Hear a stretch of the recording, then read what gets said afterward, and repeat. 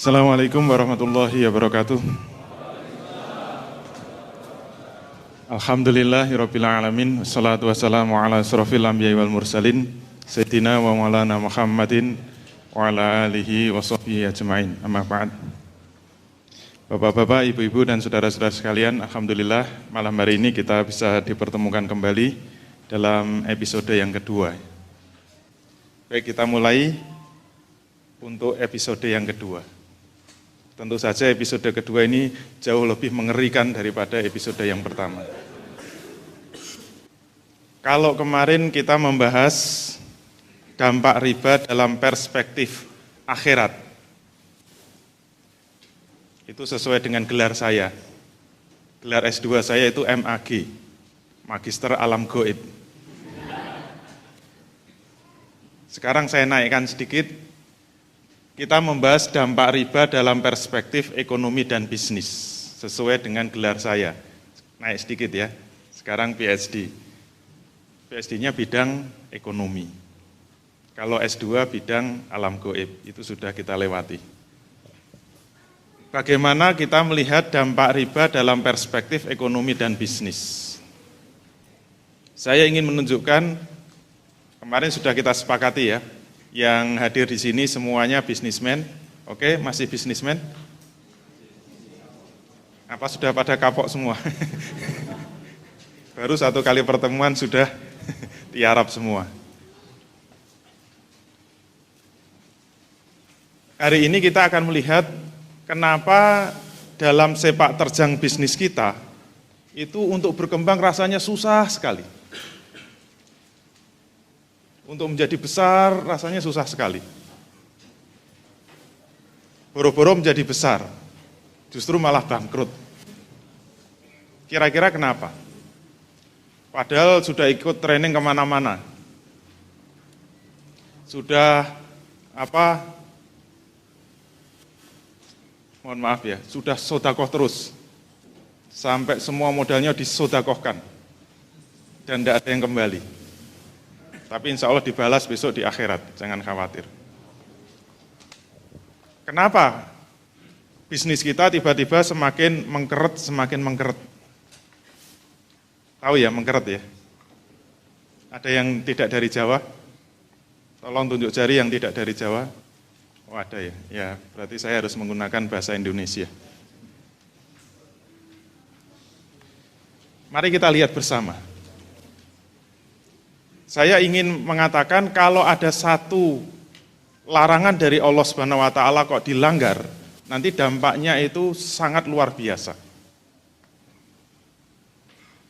Kalau tadi yang diulang-ulang itu kan hadis tentang 1 dirham yang diambil dari riba, itu dosanya lebih berat dari 36 kali berzina. Sekarang kita tinjau dari perspektif ekonomi dan bisnis. Kenapa hanya 1 dirham, itu dosanya lebih berat dari 36 kali berzina. Malam ini kita lihat. Berarti kita bisa menunjukkan bahwa riba itu memang dampak kerusakannya itu jauh lebih besar, mohon maaf, daripada perzinaan. Mungkin dari awal saya ingin mengatakan, kalau orang berzina, itu mungkin yang akan kena dampak dirinya, atau orang yang dihadap berzina, atau paling banter keluarganya. Kalau dia berzina, dia mungkin rusak, mungkin yang diajak berzina rusak, mungkin anak istrinya rusak, itu paling banter kalau berzina itu begitu. Tapi kalau riba, nanti kita bisa lihat, yang rusak bukan hanya dirinya, bukan hanya orang yang diajak riba, bukan hanya keluarganya, tapi termasuk, mohon maaf, orang yang baik-baik, orang yang bisnisnya baik, orang soleh-soleh, orang yang masuk dalam ruangan ini ikut hancur, sehingga masuk ke dalam ruangan ini. Ya enggak? Masuk ruangan ini dalam rangka menyelamatkan diri. Kita ulangi lagi ayat yang kemarin sudah kita baca. Kemarin penjelasannya dalam perspektif alam gaib, yaitu besok di akhirat, Sekarang kita lihat dalam perspektif ekonomi dan bisnis. Kita baca dari awal lagi. A'udzubillahi minasyaitonirrajim. Allazina ya'kuluna riba la yakumuna illa kama yakumul ladzi yatakhabbathu syaitanu minal mas. Dzalika bi annahum qalu innamal bai'u mislur riba. Wa ahallallahu al-bai'a wa harrama riba. Faman ja'ahu mau'izatun mir rabbih fantaha falahu ma salaf wa amruhu ila Allah. Wa man 'ada fa ulaika ashabun nar hum fiha khalidun. Kita mulai dari yang awal. Allazina ya'kuluna riba la yakumuna illa kama yakumul ladzi yatakhabbathu syaitanu minal mas. Orang-orang yang memakan riba tidak dapat berdiri melainkan seperti berdirinya orang yang kerasukan setan lantaran tekanan penyakit jiwa. Sekarang kita lihat dalam perspektif ekonomi dan bisnis. Kenapa Allah menyatakan bahwa orang yang mengambil riba atau orang yang memakan riba itu tidak dapat berdiri? Kalau kemarin kita lihat bagaimana tafsir bil ma'thur, penjelasan dari Rasul berkaitan dengan layakumuna, kita sudah lihat semua. Ternyata yang membuat orang tidak bisa berdiri itu perutnya membesar sebesar rumah, sehingga berdiri aja nggak bisa. Jalannya harus ngesot. Nah sekarang kita lihat, kenapa Allah mengatakan layakumuna, berdiri saja tidak bisa. Kira-kira kenapa? Dalam perspektif ekonomi dan bisnis. Nah, kira-kira penjelasannya bagaimana? Ini dalam bahasa saya, layakumuna saya terjemahkan, ternyata riba itu akan senantiasa menyebabkan terjadinya kegoncangan ekonomi, terjadinya krisis ekonomi.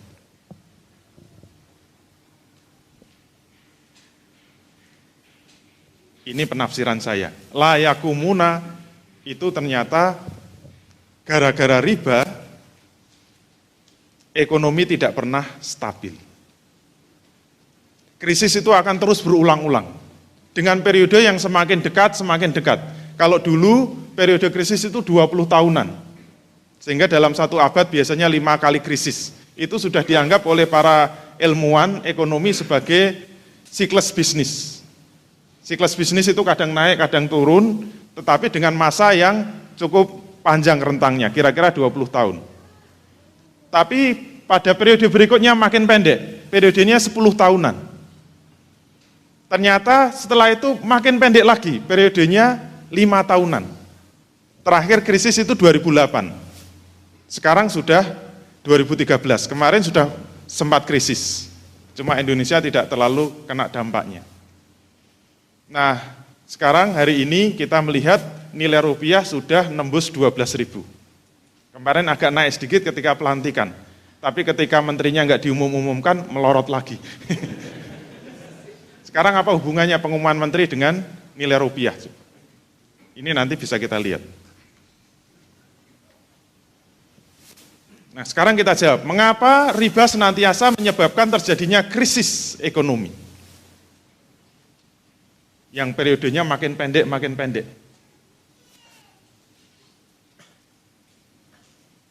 Jawabannya ada pada kelanjutan ayat tadi. Mengapa krisis selalu terjadi? Mengapa kegoncangan ekonomi selalu terjadi? Jawabannya ternyata hanya satu kalimat saja. Tapi ini karena dari wahyu Allah SWT, walaupun satu kalimat, ini sebenarnya kalau dibahas dahsyat sekali. Bahkan bisa menghasilkan satu disertasi kalau mau bahas. Ada yang kuliah S3 silahkan mengambil disertasi, judulnya ini, Zalika bi annahum qalu innamal bai'u mislu riba. Pembimbingnya bingung, ini judul apa ini? Itu pembimbing nggak pernah baca Quran. Jadi penyebabnya disebut oleh Allah. Kenapa krisis ekonomi senantiasa terjadi? Kenapa kegoncangan ekonomi senantiasa terjadi? Penyebabnya disebut oleh Allah, Zalika bi annahum qalu innamal bai'u mislu riba. Hal itu disebabkan karena mereka mengatakan bahwa jual beli itu sama dengan riba. Mereka itu siapa? Mungkin saya boleh katakan para pakar ekonomi atau para pelaku bisnis. Semua pelaku bisnis, semua pakar ekonomi mengatakan bahwa jual beli itu sama dengan riba. Tidak ada satupun orang yang mengatakan jual beli itu beda dengan riba. Kalau ada yang mengatakan jual beli tidak sama dengan riba, Anda nggak lulus ekonomi. Nggak lulus jadi sarjana ekonomi dan tidak bisa bisnis. Syarat lulus ekonomi harus mengatakan jual beli sama dengan riba. Saya sudah lulus ekonomi. Tapi ekonomi Islam. Kalau ekonomi Islam kan bisa mengatakan tidak sama. Yang bisnis juga sama. Mengatakan jual beli itu sama dengan riba. Nah, dalam bahasa ekonomi itu gimana? Kita jelaskan dengan menggunakan ilmu ekonomi. Kita pinjam sebentar ya. Ini kalau kuliah ekonomi semester 1, insya Allah keluar. Kalau belum pernah lihat ini berarti belum pernah kuliah ekonomi. Ini adalah diagram alir mekanisme pasar bebas. Istilahnya ini diagram ekonomi 2 kaki, yang lengkap 4 kaki kan, 2 kaki, kaki kanan itu perusahaan, kaki kiri rumah tangga. Ini diagram yang paling mudah untuk memahami ekonomi. Dalam buku saya, ini saya jelaskan sangat mendalam, itu di buku Ekonomi Islam Mazhab Hamfara. Insya Allah ada yang jualan di sana, tapi bukan saya yang jualan. Tetapi yang lebih rinci lagi sebenarnya yang jilid 2, tapi belum terbit.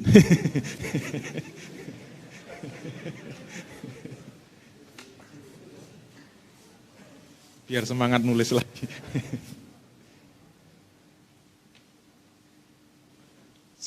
Dalam buku saya sebut diagram ini seperti tubuh manusia. Seperti tubuh manusia. Dan ini adalah aliran darahnya. Yang disebut aliran darah itu adalah aliran uang. Maka yang disebut ekonomi yang sehat, ciri-ciri ekonomi yang sehat itu apa? Seperti manusia juga. Manusia yang sehat ciri-cirinya apa? Manusia yang sehat itu ciri-cirinya aliran darahnya itu mengalir secara lancar. Baik ke atas maupun ke bawah.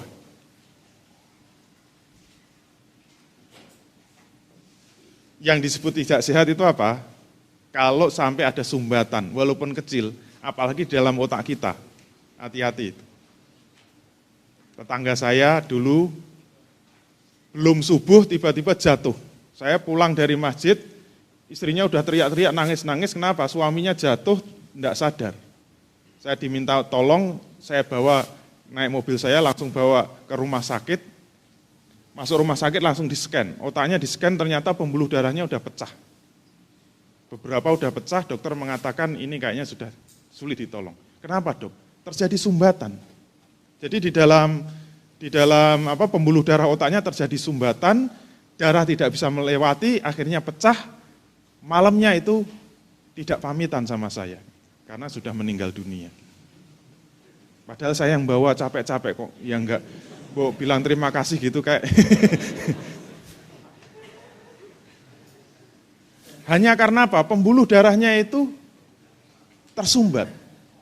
Itu berbahaya sekali.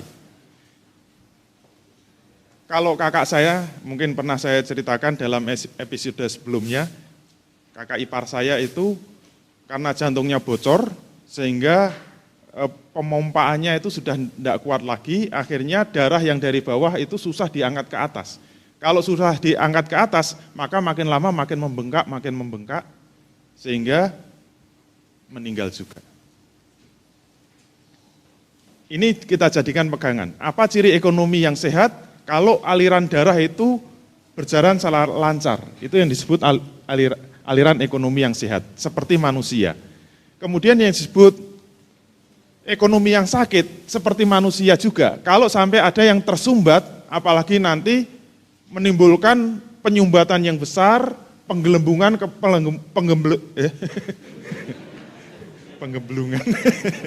penggelembungan, sampai akhirnya menimbulkan pecah. Itu yang paling berbahaya. Oleh karena itu gambar ekonomi yang sehat itu bisa kita lihat seperti ini. Maka kita bisa melihat perusahaan itu bisa menghasilkan barang. Kalau teman-teman semua ini bisnismen, Anda bisa membayangkan. Kalau Anda memproduksi apa saja kemudian bisa dijual. Alangkah indahnya hidup ini. Ibu-ibu jualan kerudung ya. dengan model macam-macam. Ada yang merah, kuning, hijau, di langit yang biru misalnya gitu. Laku semua. Enak kan bisnis seperti itu? Sehingga pulang mesti lagunya pelangi-pelangi, suaminya seneng gitu. Kenapa? Ciptaan Tuhan. Apa yang membuat kita senang? Kalau semua barang yang kita produksi itu laku. Siapa yang membeli? Rumah tangga. Rumah tangga membeli pakai uang. Kenapa rumah tangga bisa membeli? Karena dia bisa menjual faktor produksi. Yang pertama lahan dengan sewa, tenaga dengan upah, uang dengan bunga. Karena dia mendapatkan uang dari sewa, dari upah, dari bunga, maka dia punya uang. Dari uang itulah digunakan untuk membeli barang.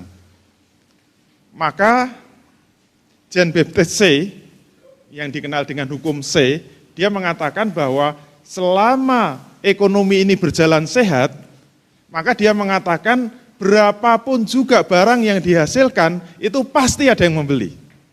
Bahkan dia mengeluarkan hukum C, supply creates its own demand. Dia mengatakan semua supply, semua penawaran itu pasti akan memunculkan permintaan sendiri. Jadi nggak usah khawatir. Anda itu menghasilkan barang berapapun juga, mau jualan apa saja, jangan khawatir.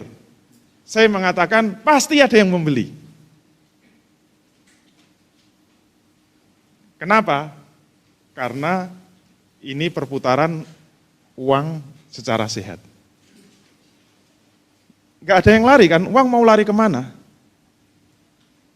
Kenapa perusahaan bisa memproduksi? Karena dia punya modal, karena dia punya tenaga, karena dia punya lahan. Maka dia bisa memproduksi. Dia keluarkan uangnya untuk membayar itu. Terus rumah tangga yang dapat uang untuk apa? Untuk membeli barang.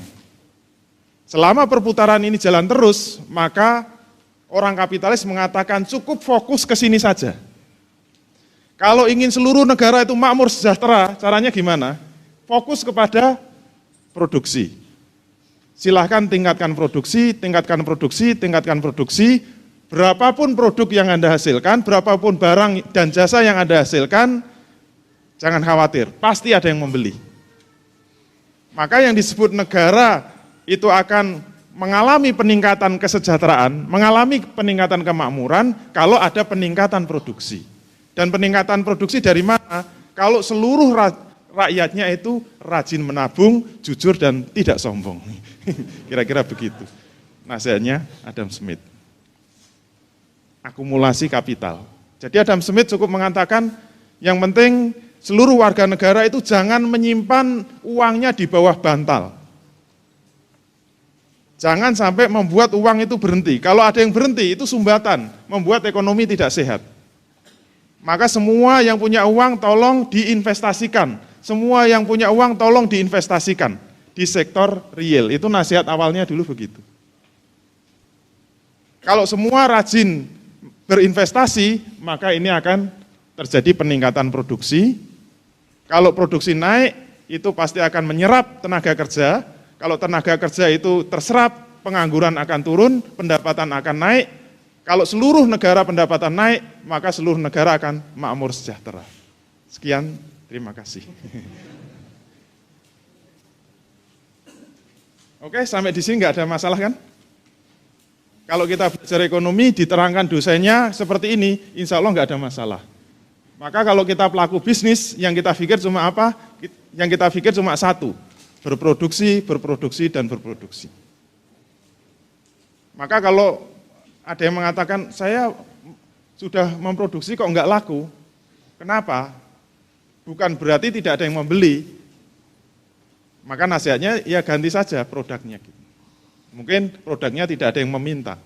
Harus ada pertemuan antara permintaan dan penawaran. Kira-kira begitu, gampangnya. Oke, nggak ada masalah. Kita lanjutkan. Terus, kenapa sirkulasi ekonomi yang begitu sehat, begitu bagus, begitu menarik, ini tiba-tiba sakit? Sakitnya dimulai dari mana? Dimulai dari zalika bi'annahum qalu innamal bai'u mithlu riba. Gara-gara ada yang mengatakan bahwa jual beli sama dengan riba, itu nanti kita lihat. Jual beli itu di sektor mana? Jual beli itu di atas ya, di pasar, barang dan jasa. Yang dijual apa? Barang atau jasa. Misalnya menjual berapa, kemarin sudah saya singgung, pertemuan kemarin. Saya punya sepeda motor, harganya 10 juta, second. Dijual berapa? 10.500.000. Modalnya berapa? 10 juta. Keuntungannya berapa? 500.000. Ini dalam ilmu ekonomi disebut aktivitas apa ini? Ini aktivitas bisnis yang rasional. Kenapa? Karena ada modalnya dan karena ada keuntungannya atau yang disebut laba. Jadi laba itu sesuatu yang rasional. Oke? Yang disebut tidak rasional apa? Kulaan 10 juta, ini sepeda motor second kulaan 10 juta, kemudian kita jual 10 juta. Ini rasional enggak? Enggak rasional kan? Itu kerja bakti namanya. Bukan bisnis. Silakan keluar dari sini kalau mau kerja bakti. Ini ruangan bisnis. Ini kelas bisnis.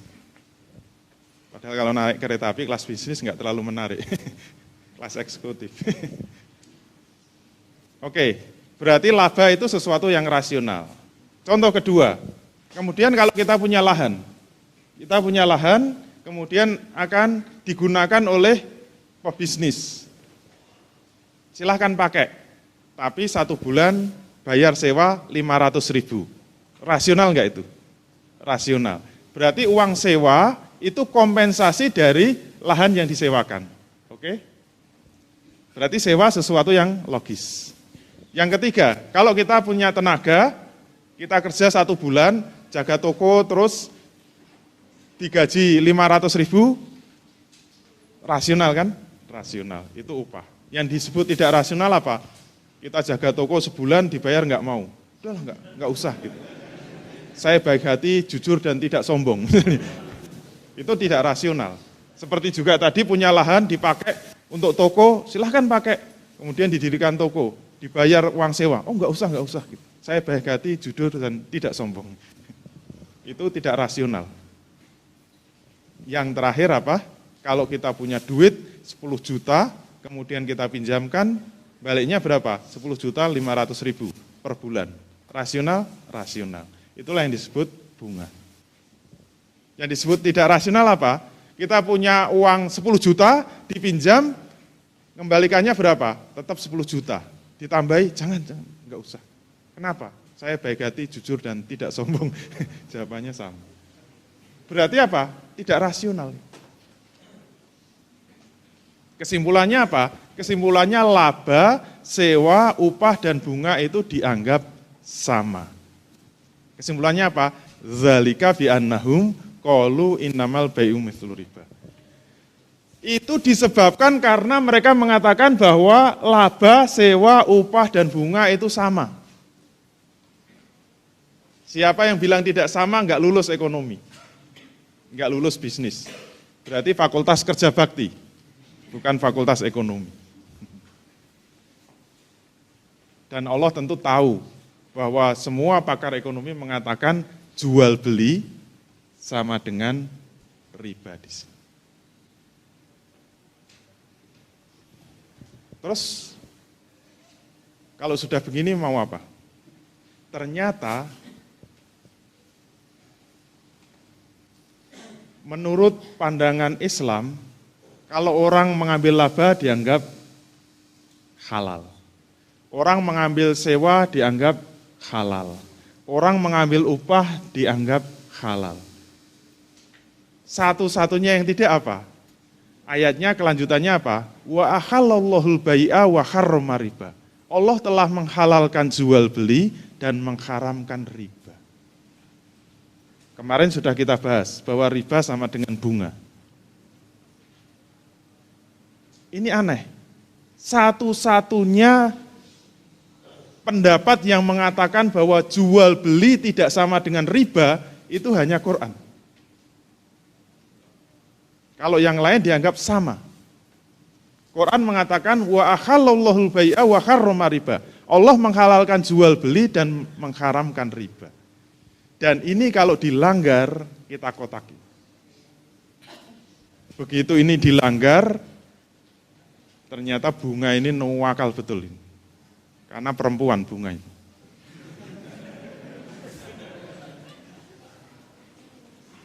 Pokoknya kalau perempuan itu diizinkan keluar sendirian, itu bahaya gitu. Kayak ini, kalau dia diizinkan keluar, maka berbahaya. Kok tahu bunga itu perempuan? Karena dia istrinya Pak Nga.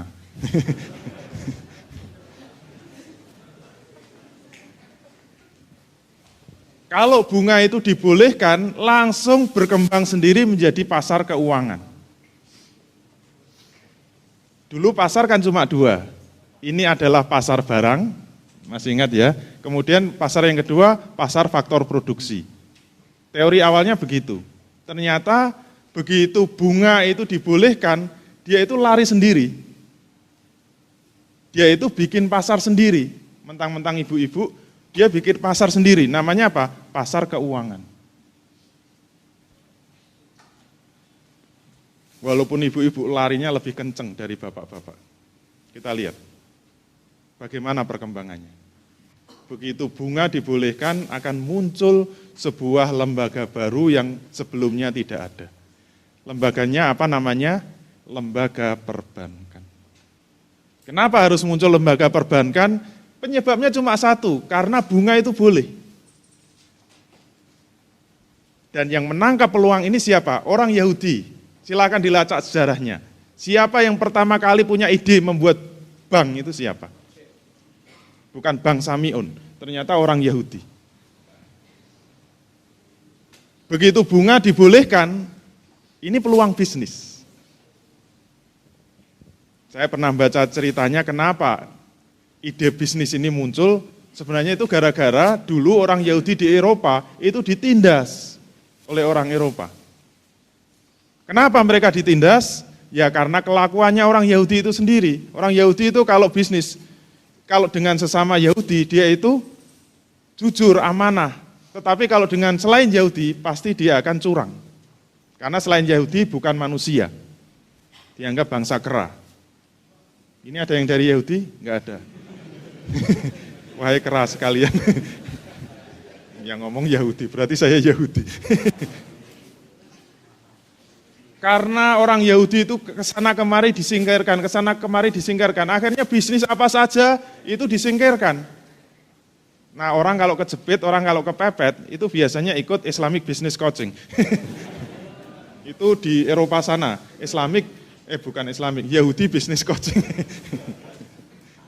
Mereka berkumpul kemudian berpikir, kalau kita sekarang di mana-mana itu disingkirkan, bagaimana kalau kita bikin bisnis yang smart? Kita mengeluarkan tenaga sedikit, mungkin pikiran sedikit, nggak terlalu banyak bekerja, tapi duitnya paling banyak. Enak kan bisnis kayak gitu? Yaitu apa? Bisnis duduk. Ini idenya orang Yahudi. Cukup dengan duduk, itu kita didatangi uang, kemudian menghasilkan uang, dan semua orang butuh sama uang. Yaitu apa? Bisnis duduk. Syaratnya apa? Duduk, nggak boleh berdiri. Begitu berdiri, rugi mesti. Kalau ingin untung besar, syaratnya apa? Duduk. Duduknya di mana? Di bangku. Bangku bahasa Italinya bengko. Maka kemudian disebut bank. Itu ceritanya begitu. Jadi cukup duduk saja, dijamin kaya raya. Kenapa? Cukup duduk, semua duit itu bisa masuk. Duit dari mana saja bisa masuk. Syaratnya apa? Duduk. Tolong tetap duduk. Yang berdiri duduk. Nanti nggak dapat duit. Duduk di mana? Di bangku. Semua duit masuk. Kemudian cukup duduk, semua orang yang butuh duit juga akan datang. Masuk ke ruang kita. Syaratnya apa? Tetap duduk. Di mana? Di bangku. Dan hanya tetap duduk, sudah dapat duit yang sangat banyak. Apa yang menggerakkan itu semua? Kenapa cukup duduk untungnya sangat besar? Yang menggerakkan semua duit itu apa? Satu saja Anda sebut, bunga. Kalau nggak ada bunga, bangkrut itu Yahudi. Kenapa cukup duduk semua uang datang? Diiming-imingi bunga, iya enggak? Tinggal pidato saja. Wahai saudagar semua, bisnismen semua, Anda punya duit banyak, hati-hati, jangan disimpan di rumah. Kalau Anda punya duit disimpan di rumah, dijamin habis, diambil istrinya. Tidak aman Anda menyimpan uang di rumah. Kalau ingin aman, jangan disimpan di rumah, jangan di bawah bantal, masukkan ke kantor saya. Masukkan ke kantor saya. Pertama dijamin apa? Dijamin aman. Tidak diganggu oleh para istri. Yang kedua apa? Semua uang Anda bisa dihamili. Sehingga bisa beranak pinak. Ya enggak? Daripada di rumah, sudahlah diambil istrinya terus, tidak bisa hamil itu uang. Tidak bisa beranak. Tetapi kalau Anda taruh di tempat saya, dijamin uangnya aman, bahkan beranak pinak. Dari mana? Karena mendapatkan bunga. Hanya gara-gara bunga, semua duit akan masuk ke tempat itu. Siapapun yang punya duit, berapapun jumlahnya akan masuk. Sehingga saya mengatakan lembaga perbankan itu hakikatnya apa? Hakikatnya adalah mesin penyedot uang yang paling dahsyat. Tidak ada kekuatan mesin yang bisa mengalahkan kekuatan bank. Semua duit yang tersimpan di sini bisa disedot habis masuk ke sini. Mesin penyedot uang. Terus kalau sudah masuk untuk apa sih? Nah, bank, kita harus paham, bank itu mengabdi kepada siapa? Kita harus tahu, bank itu didirikan untuk mengabdi kepada siapa? Untuk mengabdi kepada perusahaan besar agar menjadi semakin besar. Mengabdi kepada kaum pemilik modal besar agar semakin besar. Kaum pemilik modal besar itu siapa? Kaum kapitalis. Maka kita lihat panahnya, duit yang masuk ke sini itu mengalir ke sini. Apakah banknya perlu lari ke sana kemari? Enggak perlu, cukup duduk. Enggak usah ke sana kemari, cukup duduk. Kenapa? Ini yang akan datang sendiri. Bank itu enggak perlu promosi untuk menawarkan duit. Semua orang butuh duit, pengusaha pasti butuh duit. Kalau ada pengusaha yang enggak butuh modal, itu bukan pengusaha, itu modal madul. Semua pengusaha butuh duit. Maka cukup duduk. Orang yang punya bank, ingat, cukup duduk di bangku, semua yang butuh duit akan datang. Karena yang butuh duit datang, apa komentar pemilik bank? Anda butuh duit? Iya. Mau berapa miliar? Silahkan. Syaratnya apa? Kalau Anda butuh duit, silahkan ambil, tapi Anda harus membayar bunga. Yang lebih tinggi daripada bunga simpanan. Bunga pinjaman itu pasti lebih tinggi daripada bunga simpanan. Misalnya bunga simpanan 5%, maka bunga pinjaman harus di atasnya, misalnya 10%. Selisihnya berapa? 5%. Kalau bunga simpanan sekarang 7% misalnya, maka bunga pinjaman adalah 12%. Kalau bunga simpanan sekarang 8%, bunga pinjaman harus 13% atau 14%, terserah. Nah, selisih itu disebut spread. Spread itu selisih antara bunga pinjaman dengan bunga simpanan. Itulah keuntungan bank. Kalau spread 5% saja, tinggal ngitung berapa duit yang masuk. Kalau 1 triliun, 5%-nya 1 triliun berapa? Cepat, kalau lambat berarti nggak pernah pegang uang 1 triliun. Termasuk saya.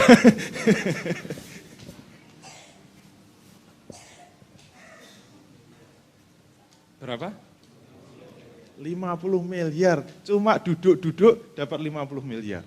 Itulah hebatnya orang Yahudi.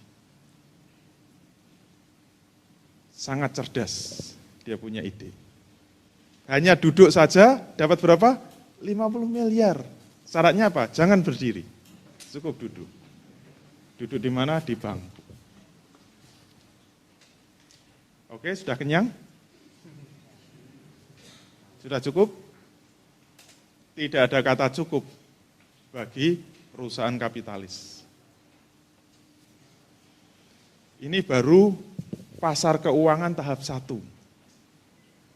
Belum apa-apa. Kalau pengen lebih besar lagi, caranya gimana? Kita naikkan pada pasar keuangan tahap 2. Apa yang baru? Ternyata ada sesuatu yang baru, yaitu apa? Pasar modal. Ini juga ada ceritanya. Ceritanya itu gara-gara kumpul-kumpul. Makanya tadi Pak Pedi sudah mengatakan kita jangan cuma kumpul-kumpul. Kalau bisa kumpul-kumpul itu ada hasilnya. Ini dulu ceritanya juga dari kumpul-kumpul.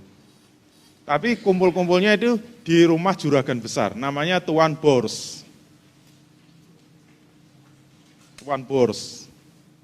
Karena yang ngumpul itu semua pengusaha, apa yang dikeluhkan? Selama ini kok kita cari modal agak susah ya. Kalau ke bank, wah cerwisnya minta ampun. Apalagi pegawainya perempuan, misalnya gitu. Itu rasanan bapak-bapak ya. Gimana agar kita itu bisa dapat modal lebih cepat lagi? Kira-kira gimana ya? Secepat orang kalau mau beli beras. Sekarang ini orang beli beras bisa cepat, beli lombok bisa cepat, beli garam bisa cepat, beli daging bisa cepat. Kenapa sih? Tahu nggak kira-kira? Ini obrolan di Tuan Bors. Obrolannya apa? Karena ada pasarnya. Ada pasar lombok, ada pasar garam, ada pasar beras. Itulah pasar Beringharjo. Bring itu bawah.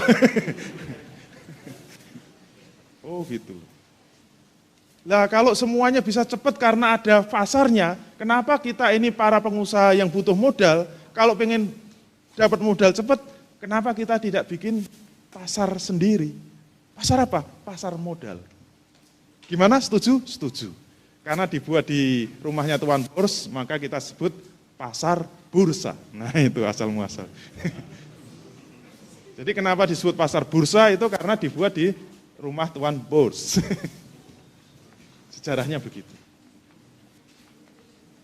Terus yang dijual apa? Yang dijual bukan kerupuk, yang dijual bukan garam, yang dijual bukan daging. Yang dijual itu apa? Yang dijual kertas. Tapi bukan kertas sembarang kertas, kertas saham. Jadi kalau kita ingin dapat modal secara cepat, cukup terbitkan kertas, cetak kertas, kita jual di pasar yang kita kasih nama pasar modal atau pasar bursa. Itu tempat jualan kertas. Maka kalau kita butuh modal secara cepat, modalnya itu kita pecah-pecah. Misalnya kita butuh modal 10 miliar. Kita keluarkan kertas tulisannya 10.000, kalikan 1 juta, sudah dapat 10 miliar kalau terjual semua. Mereka yang butuh silahkan beli. Saya terbitkan kertas tulisannya 10.000, saya terbitkan 1 juta. Maka kalau itu saya bawa ke pasar modal kemudian laku, maka saat itu juga saya dapat 10 miliar. Enak kan?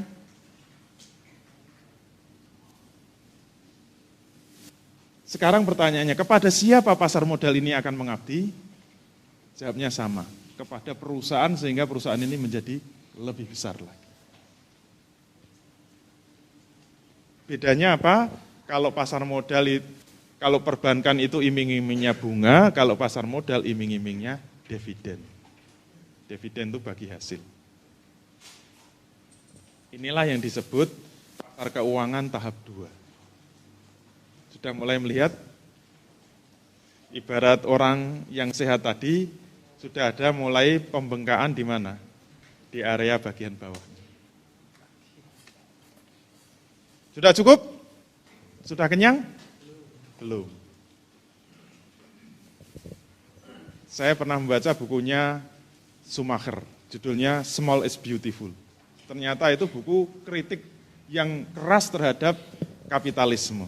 Dalam pengantarnya, buku itu menyebutkan dalam dunia kapitalisme tidak ada kata enough, tidak ada kata cukup, tidak ada kata cukup.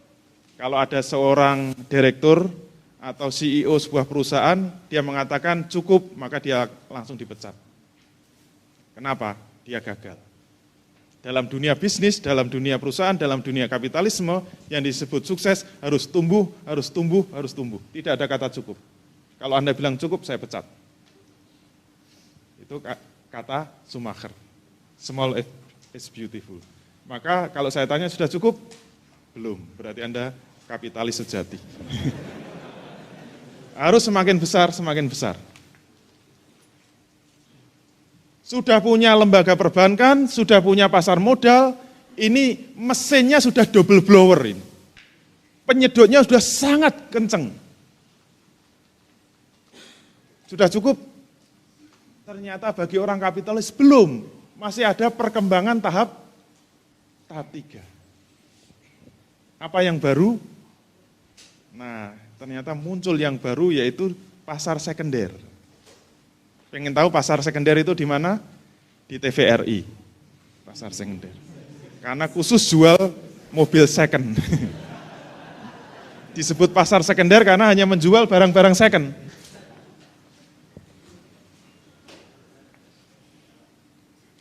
Bedanya apa dengan TVRI?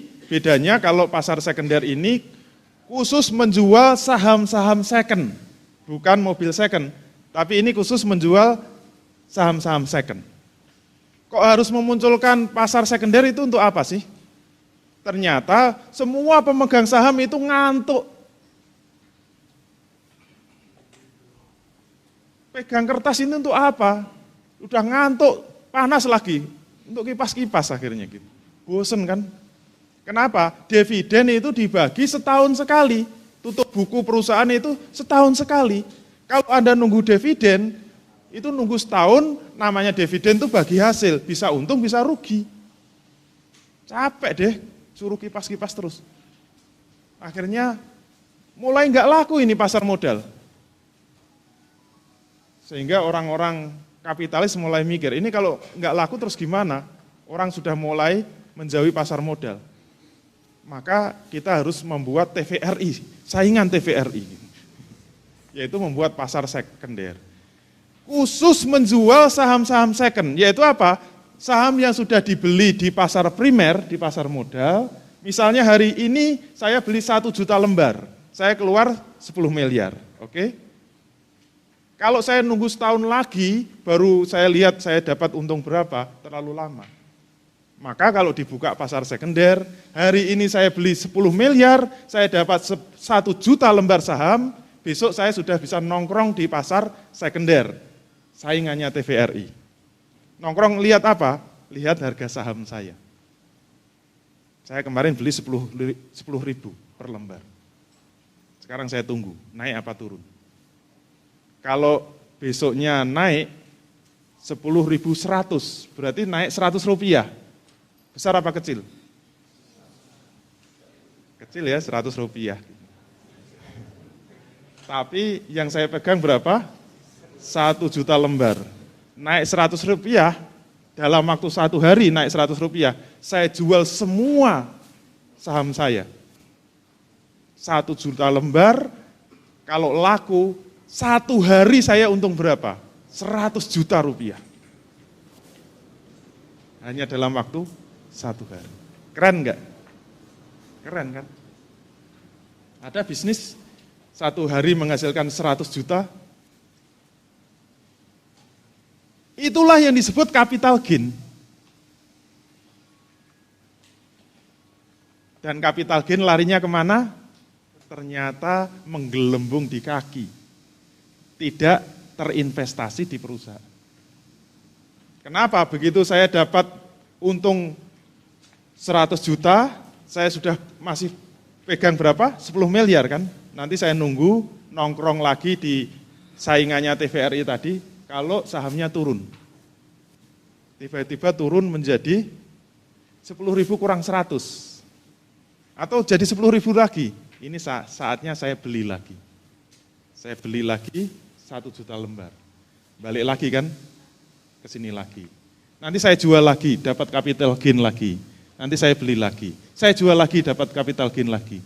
Nah ternyata yang senang dengan bisnis kesana kemari, tapi ada alamatnya ya, bukan tidak ada alamatnya. Itu lebih banyak daripada yang ada di sini, yang melarikan uangnya ke sini.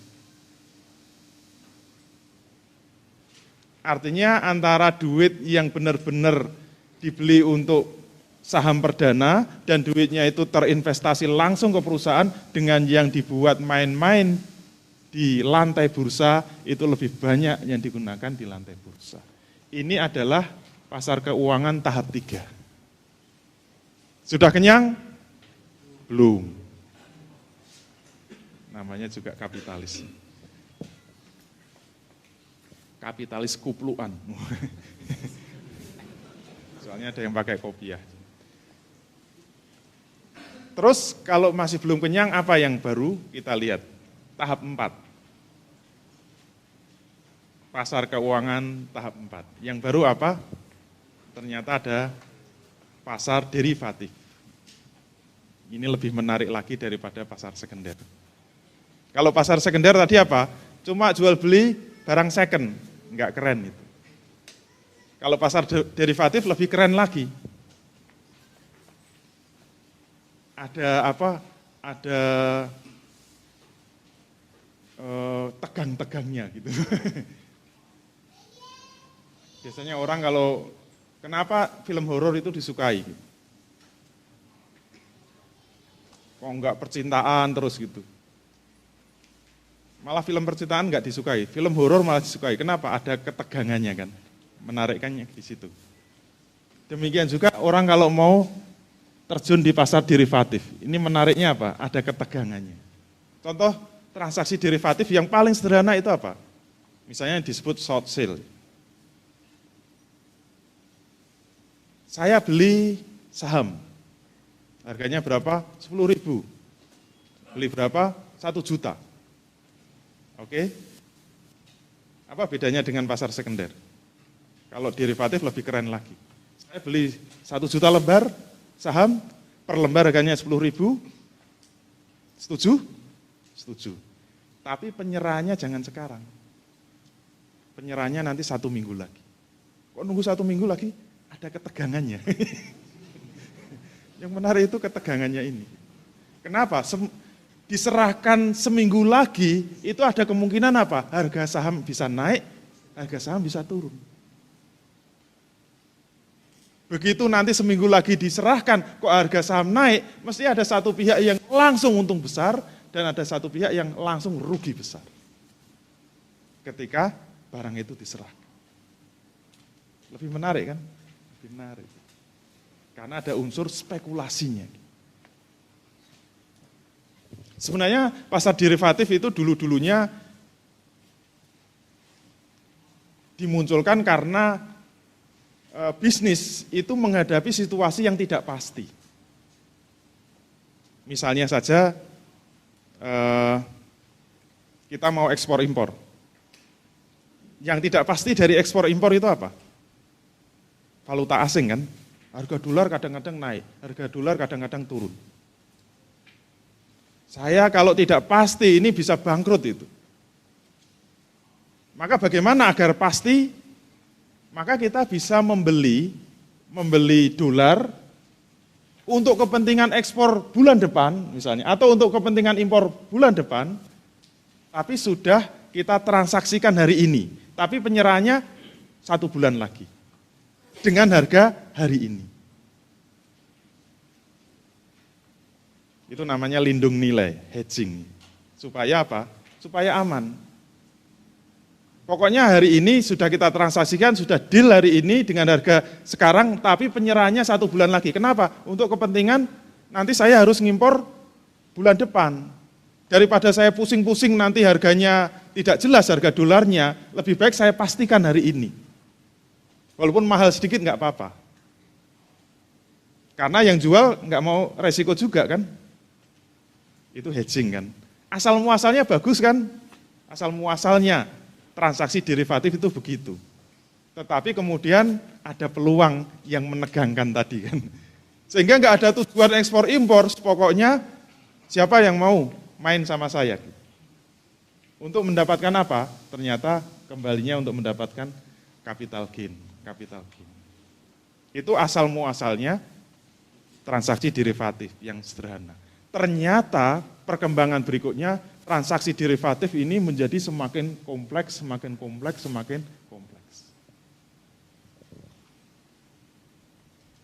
Sehingga transaksi ini jauh lebih menarik daripada mereka yang melarikan duitnya untuk bisnis di sektor real. Makanya ini kemudian disebut bisnis sektor real, ini disebut bisnis alam goib atau non-real di sini, non-real. Berikutnya gimana? Kita bisa melihat, lama-lama kakinya membengkak, nanti mesti ada satu titik di mana kaki ini akan meledak. Ledakan itulah yang disebut krisis ekonomi. Contoh yang paling dekat 2008 kemarin kan.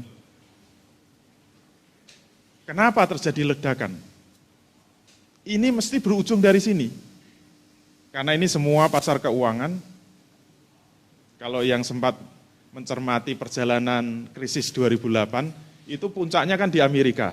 Kemudian dampaknya itu ke Eropa, Jepang, Australia, Indonesia enggak. Indonesia enggak kenapa? Karena pengamat ekonomi mengatakan rakyat Indonesia tidak terkena dampak krisis 2008 karena rakyat Indonesia tidak banyak yang main saham. Di Amerika, 90% penduduk Amerika punya saham. Uangnya itu disimpan dalam bentuk saham, yang tidak 5%. Indonesia kebalikannya, yang main saham cuma 5%. Yang 95% mance aja nggak pernah. Maka kalau ada gonjang-ganjing di bursa saham, kita tenang-tenang saja. Ngapain pada bingung gitu. Sekarang kita lihat kenapa mereka bingung. Sekitar tahun 2000, itu bank itu mengalami overliquid. Karena kalau terjadi kemakmuran, itu bisnis cycle itu kan mesti diawali dengan pertumbuhan ekonomi mesti terjadi kemakmuran, ciri-ciri kemakmuran itu pendapatan melimpah, ciri-ciri pendapatan melimpah banyak ditabung di bank kan, duit banyak masuk di bank. Semua transaksi di bank itu adalah transaksi yang didasarkan pada prinsip bunga. Dan ciri bunga itu apa? Fixed rate. Dia pasti di depan. Tidak ada yang namanya bunga itu bagi hasil kan tidak ada. Pokoknya kalau simpen sini, kewajiban bank apa? Harus memberi bunga sebesar 5% misalnya. Sehingga banyak uang masuk ke sini. Maka kalau bank itu ingin untung, dia harus menyalurkan duitnya kepada bisnis yang memang benar-benar bisa dipastikan itu akan ada imbal yang pasti. Nah di Amerika, ketika terjadi uang itu masuk ke bank, kemudian disalurkan kemana? Bank tidak mau ambil resiko terlalu tinggi, disalurkan pada bisnis yang jelas-jelas menghasilkan. Yaitu apa? Bisnis properti. Ada yang bisnis properti? Teman saya. Kenapa suka bisnis properti? Karena yang pasti-pasti aja lah. Jelas lakunya. Di Amerika mikirnya juga begitu. Bank tidak mau pusing-pusing, pokoknya disalurkan mereka para pengembang yang butuh modal, dikasih modal. Nah di Amerika itu ada aturan yang sangat ketat untuk bisnis properti. Kenapa? Tidak semua rakyat dapat kreditan properti. Mereka itu punya skor, setiap rumah tangga ada skornya. Kalau nggak salah skornya itu untuk mendapatkan kredit itu harus skornya di atas nilai 600. Kalau di bawah 600 disebut tidak layak mendapatkan kredit. Maka yang skornya di atas 600 itu disebut kelompok prime, kelompok prima, yang berhak untuk mendapatkan kredit rumah, maka disebut prime mortgage. Dia berhak mendapatkan kredit rumah. Jadi kelompok prime mortgage ini akan menjadi sasaran dari para pengembang untuk menawarkan kredit rumahnya. Menjadi sasaran dari bank untuk menawarkan kreditnya. Sampai semua kelompok prima ini habis. Apakah bisnis properti bisa berhenti? Tidak bisa. Kenapa? Bank itu kemasukan duit terus. Ini duit nggak bisa berhenti, harus disalurkan. Berarti pengembang harus bangun terus, Tapi yang kredit itu sudah habis, yang kelompok prima sudah habis. Terus gimana? Akhirnya diputar kan kepalanya. Mereka mulai menyasar kelompok yang subprime, yang tidak prima, yang skornya di bawah 600 itu. Sekarang kredit rumah rata-rata berapa? Misalnya 2 juta lah. Cicilan yang kelas tipe 36 atau tipe 45 2 juta. Yang disebut prime itu misalnya yang ini layak kredit kalau gajinya itu di atas 4 juta misalnya gitu. Kalau di bawah 4 juta disebut subprime mortgage. Enggak layak dapat kredit. Harus di atas 4 juta gajinya. Kalau tidak di atas 4 juta tidak boleh dikasih kredit.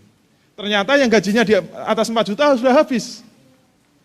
Ini rumah dibangun terus, dikasih kredit terus sama bank, terus mau dibawa kemana? Akhirnya harus nyari subprime mortgage. Mereka yang tidak layak dapat kredit, ditawari kredit rumah. Mau enggak? Ya mau banget itu. Terus bisa bayar enggak? Ya mestinya enggak bisa. Tapi bisa diakali. Dengan apa?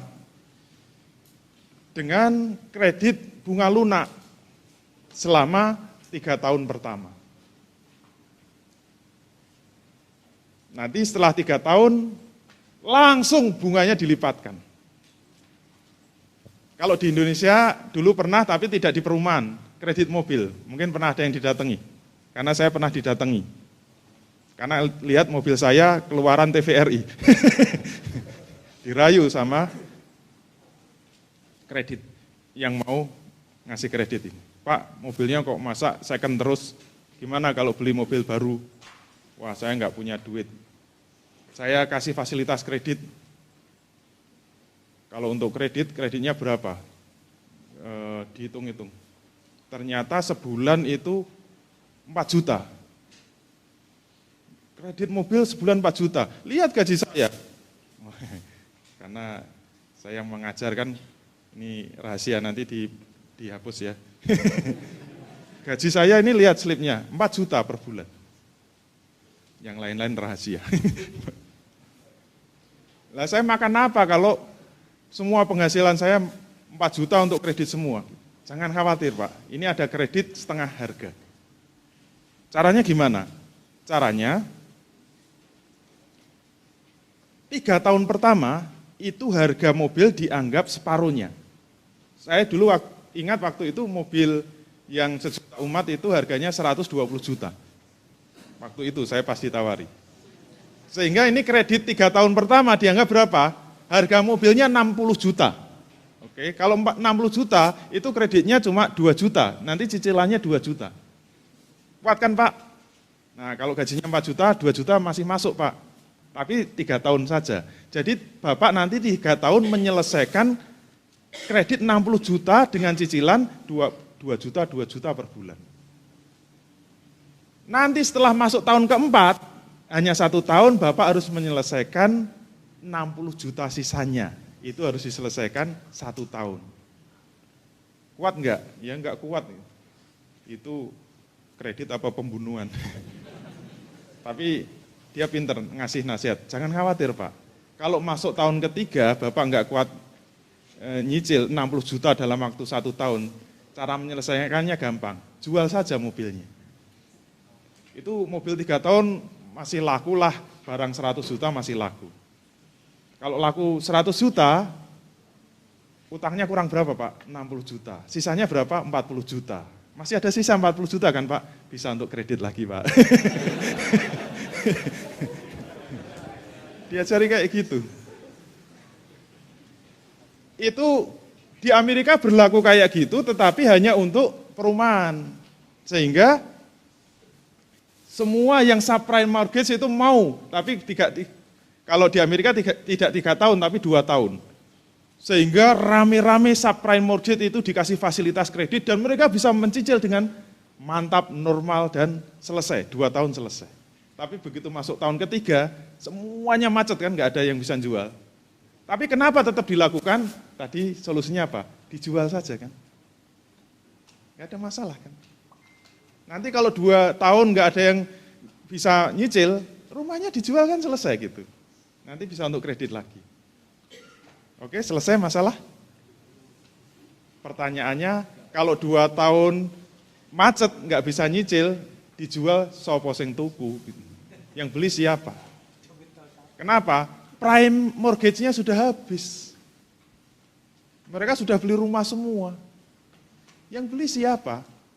Mereka nggak menyadari, dijual kemana saja nggak ada yang mau beli. Begitu macet dijual nggak laku, macet dijual nggak laku. Yang terjadi cuma penyitaan. Setelah disita dari kreditor, terus ditaruh mana? Ditumpuk-tumpuk itu. Sertifikatnya ditumpuk-tumpuk. Sehingga di Amerika terjadi kemacetan kredit secara nasional. Akibatnya apa? Bank tidak bisa memberikan kewajibannya kepada penyimpan kan? Terus ngasih bunganya dari mana? Kreditnya macet semua. Ini kalau diteruskan itu terjadi kehancuran ekonomi di seluruh Amerika. Akhirnya kalau sudah kayak gini siapa yang turun tangan? Pasti negara suruh turun tangan kan. Departemen Keuangannya suruh turun tangan untuk apa? Menyelamatkan bank-bank yang terancam bangkrut. Akhirnya semua kredit perumahan itu diambil alih oleh Departemen Keuangan melalui BUMN yang ditunjuk, Fannie Mae dan yang satu apa lupa saya. Untuk apa? Membeli semua kredit-kredit yang macet. Dibeli semua. Sehingga banknya seger kan? Seger, sudah ada darah segar, tidak macet lagi. Pertanyaannya, Departemen Keuangan membeli surat-surat utang, itu surat-surat utang semua. Untuk apa sih? Ternyata untuk disekuritisasi. Namanya Mortgage Backed Securities, MBS. Mortgage Backed Securities, MBS.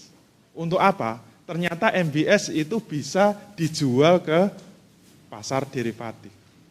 Di lantai bursa dijual laku itu MBS. Dibeli siapa? Oleh bank-bank yang lain. MBS dibeli untuk apa? Itu surat utang dibeli untuk apa? Supaya bagi Departemen Keuangan supaya segera dapat uang seger kan? Pernah jual surat utang? Laku enggak? Kenapa laku? Karena ada hak tagih kan kepada kreditor kan? Ada hak tagih dan ada bunga, ada keuntungan. Sehingga MBS itu laku. Dibeli oleh bank-bank karena apa? Karena ada hak tagih dan karena ada bunga di situ. Pertanyaannya, Pak, bank-bank itu beli MBS untuk apa? Ternyata MBS yang dibeli tadi untuk disekuritisasi, dijual lagi. Namanya CDO, Collateral Backed Securities. Ternyata CDO itu dijual lagi, itu laku. Kenapa bank itu jual CDO? Karena ingin dapat uang segar lagi gitu. Nggak mau susah-susah narik apa? Cicilan-cicilan yang nggak jelas itu. Dibeli lagi kan? Kok beli untuk apa sih? Karena ada hak tagih dan ada bunga, iya enggak? Terus beli untuk apa? Ternyata disekuritisasi lagi untuk dijual lagi. Namanya apa? CDO turunan. Yang membeli bank-bank lagi di pasar saham. Terus siapa yang beli? Bank yang lain lagi. Kok beli? Untuk apa? Untuk disekuritisasi, untuk dijual lagi. Namanya apa? Turunannya CDO turunan. Dibeli kemudian disekuritisasi, dijual lagi. Ternyata ada yang membeli.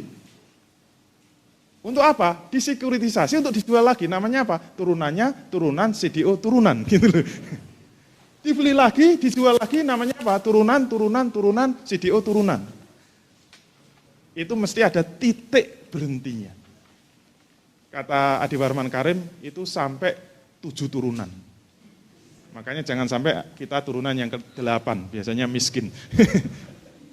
Begitu sampai turunan yang ke-7, mesti ada titik di mana terjadi bonggolnya itu macet. Sudah nggak bisa bayar lagi. Kenapa? Karena ini hanya permainan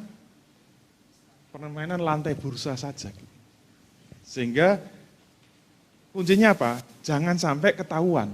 Begitu ada ketahuan, yang paling menakutkan itu menimbulkan kepanikan sebenarnya. Begitu tahu bahwa ini ujungnya tidak menghasilkan, ini kan berarti hanya piramida yang palsu.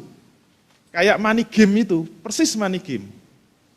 Money game itu mungkin atasnya mesti ada bisnis yang pura-puranya ditunjukkan. Kayak Kisar dulu kan, Kisar itu bisnis apa? Bisnis pertanian, ekspor impor pertanian, semua tertarik. Untuk apa sih? Untuk investasi kan. Dia beli. Diiming-imingi apa? Mesti diiming-imingi bunga. Dia tidak menyebut investasi, tidak menyebut bagi hasil, bunga. Kalau Anda store misalnya gampangnya, 1 juta, pokoknya saya kasih 10%. Normalnya 10% dari mana? Dari bisnis itu, seperti janjinya kan. Benar, bisnisnya udah bermasalah kok bisnisnya. Tapi kan enggak tahu. Sebenarnya itu apa? Nanti akan nyari lagi, mangsa lagi. Nyari mangsa lagi. Nah, 10% keuntungan dari mana? Sebenarnya dari kaki yang di bawahnya. Dari kaki yang di bawahnya. Dari kaki yang di bawahnya. Jadi kaki yang baru bayar 1 juta itu dibayarkan untuk ngasih yang 10% di atasnya, 10% di atasnya. Ini selama ini jalan terus ke bawah, ini aman. Yang penting apa? Tidak ketahuan. Tadi menurut teori money game itu mesti ada satu titik di mana sudah mulai banyak kakinya, terus uang yang masuk untuk nutup 10% dari atas ke bawah itu mesti ada titik tidak bisa membayar. Ada satu soft yang tidak terbayar. Sudah mulai terjadi kepanikan, nah yang paling bahaya itu panik, sudah mulai menuntut, mana 10%? Katanya setiap bulan ngasih 10%. Mana? Kalau sudah semakin banyak yang tanya, mana? Itu namanya rush, itu panik. Di lantai bursa itu juga terjadi logika seperti itu. Begitu tahu bahwa ini tidak menghasilkan, terjadi kepanikan, yang dilakukan apa? Dia akan beramai-ramai menjual sahamnya dalam waktu yang bersamaan. Rush. Kalau sudah begitu, dijamin semua harga saham akan jatuh. Dan itu bisa menular ke seluruh dunia. Efeknya itu cepat sekali, efek psikologisnya terbuat. Semua panik, semua menjual, dan semua harga saham akan jatuh. Dulu yang tercatat, yang sempat saya tercatat, contohnya saham apa? Lehman Brothers, Bank Lehman Brothers. Itu yang pegang sahamnya itu ada yang dia beli itu $82 per lembar. Begitu terjadi kepanikan, dia itu jual hanya laku 20 sen per lembar. Kalau 1 lembar sih nggak ada masalah ya. Coba kalau dia pegang 1000 lembar saja itu. Dia belinya per lembar $82, tinggal 20 sen. Itu kalau cuma nangis saja nggak cukup kan. Harus nangis dan gulung-gulung. Itulah yang disebut ledakan besar dari krisis. Semua saham itu menjadi tidak bernilai. Seluruh dunia. Sehingga kekayaan orang itu dalam waktu singkat langsung habis. Itulah yang disebut krisis. Nah, celuritnya keluar lagi. Nah, selanjutnya bagaimana solusi terbaiknya?